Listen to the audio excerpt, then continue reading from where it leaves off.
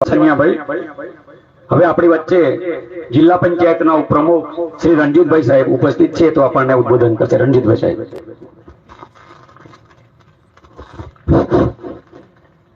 બધા જ કવાંટ તાલુકાના તમામ આગેવાનોને મારો નમન.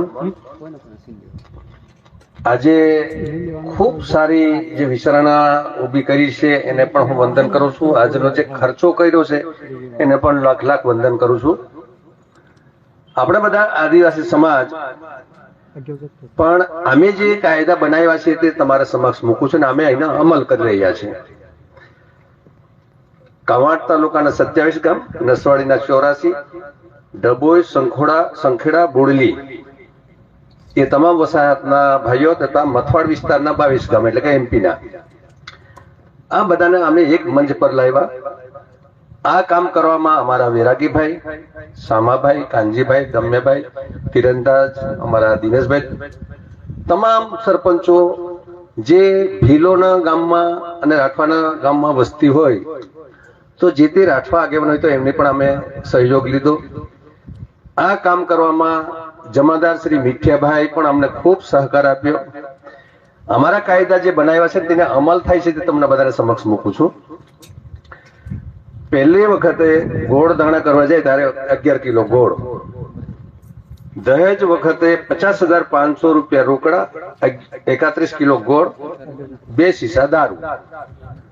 બંગડી બંને પક્ષના પહેરાવે છે, છોકરી પક્ષના અને વર પક્ષના.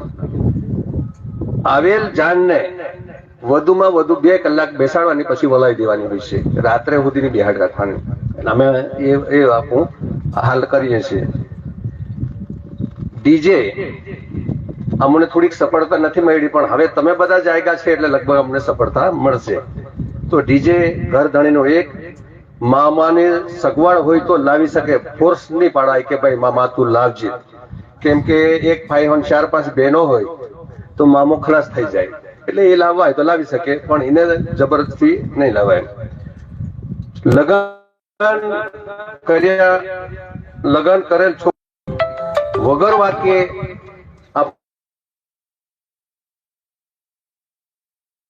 જતી રહી તો લગન કરેલું હોય એને 2.5 લાખ રૂપિયા. 2.5 લાખ રૂપિયા અમારે એને કોઈ હાજ સુધી બહવાનો નહીં, તરત એનો નિકાલ થઈ જાય 5-10 મિનિટમાં. તો એ છે. હવે કોઈ છોકરી પ્રેમથી લગ્ન કર્યું હોય, કેવલ એને ગોળધાણા અને દેહ જેટલું લીધું હોય તો એને 1.5 લાખ રૂપિયા. આ અમારે રિવાજમાં ચાલે છે અને હાલ એનો અમલ અમે બધા કરી રહ્યા છીએ. બીજું, કોઈ સ્ત્રી આડા સંબંધો, આ દુનિયામાં બધી જ વસ્તુઓ થાય છે એટલે આડા સંબંધ થાય તો એના અમે 25,000 રૂપિયા દંડ છે. અને એ પૈસા એનો ધણી કે એનો કુટુંબનો લેતા નથી, એ પંચ જ્યાં વાપરતા એની છૂટ હોય છે. એનો ધણી કોઈ લેતો નથી, કેમ કે એમાં તમારામાં થોડીક ખામી છે. એનો પોતાનો ધણી આટલા હોય ત્યાં નહીં, એટલે એ જગ્યાએ એને જવાય જ નહીં. ખરેખર જો તમે સાચું તો એ થોડું તમારે સુધારો કરવાનો છે. અમારે એ પૈસાને કોઈ એનો કુટુંબનો અડકે નહીં. બીજું, કુંવારી છોકરી પોતાની મરજી મુજબ અજાણ્યા વ્યક્તિ સાથે નાસી જાય તો એને પરત લાવવાની કોશિશ કરી, આગળ નહીં જ માને તો એનો દેશ 50,500 રૂપિયા દંડ એટલે દેશ લે છે.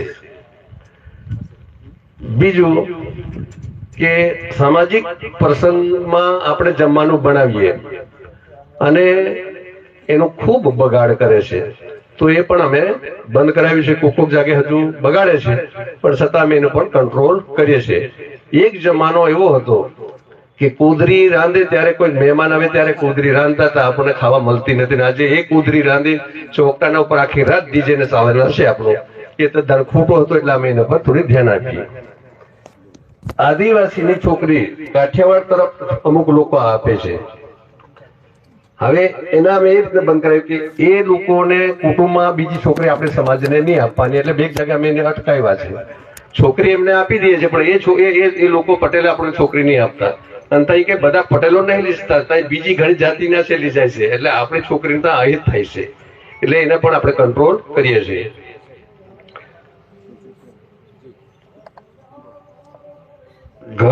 ઘરમાં પત્ની હોય અને તેની મરજી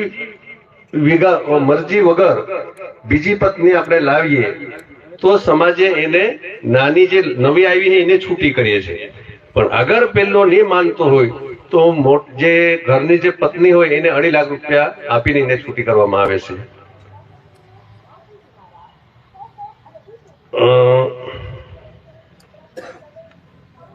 છોકરી છોકરા પ્રેમમાં પડી નાસી જાય છે. જ્યારે એને પરત લાવવાની કોશિશ કરીએ ત્યારે કોઈ દવા પી લે, ફાંસો ખાઈ જાય, આવા બનાવો ઘણા બધા બને છે. એટલે અમે એને પોલીસ સુધી આવવા નહીં દેતા, પંચવાળાના ભેગા થઈને એનો જે તે નિકાલ કરીને અમે હળગાવી દઈએ છીએ. એટલે આ અમારા કાયદા છે, આ રીતનું અમે પાલન કરીએ છીએ. ડીજેમાં અમને જો એવી સફળતા નહીં મળતી, પણ તમે જે નક્કી કરશો એ અમે પણ માન્ય રાખીશું. આ અમારા કાયદા છે. હાલની તબક્કે કોઈ પણ ઝઘડો હોય અમે ફોન પર નિકાલ કરી દઈએ છીએ. ફોન પર કે ભાઈ આનો કેવી રીતનું છે કે આનું છે, તો એને આટલા દંડ આપી દો, તમે લેજો. 2 માણસ નિકાલ કરી દે. આપણે બધા કેવું કરીએ, પોલીસ સ્ટેશન આખું કાળું થાળું ઉતરી જઈએ, હાં સુધી વાતો કરીએ, પેલો 60 કે કયો 35 કે પછી હાજે ઠાલા ઘોર જઈએ. પહેલા આગેવાનો કોઈ જિંદગીમાં છાપરા બન્યા નહીં, ઘોરો નહીં બન્યા, એને હરો જડે એનાથી વિશેષ કઈ નહોતું. એટલે હાલના કાયદા જે બનાવ્યા છે ખૂબ સારા છે. રાઠવા સમાજ, ભીલ સમાજ, નાયક સમાજ તમામ વસ્તુ આપ આવવાનું છે. જે કઈ અહીં જે નક્કી થશે એ આપણે નક્કી કરવાનું છે. એના આપણે ગાળો પણ મળશે. લોકો આપણા વિરોધી રહે જ આમાં નહીં એમને, પણ એ વિરોધીને આપણે પહોંચી વળવા માટે પોલીસનો પણ સહારો લેવાનો. અને આગેવાનો આટલા મોટા આગેવાનો આપણે જોડે છે, આપણે બધા એક ન કરી દઈએ કે ભાઈ ખોટું છે એને બંધ કરો, તો બંધ કરાવવું પડશે. અને નહીં માને તો એને પોલીસ આપણે સહારો લઈશું. આટલું હું મારો વક્તવ્ય રજૂ કર્યું. જે કંઈક ભૂલ થઈ અમારા સમાજમાં તો તમે આપણને કહી શકો છો. જય હિન્દ, જય ભારત.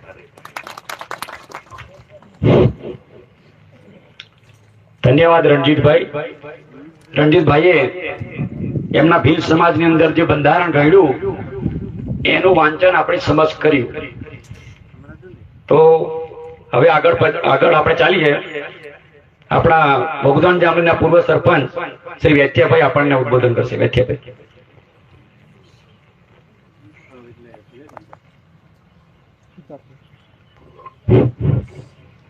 જય આદિવાસી, જય જોહાર.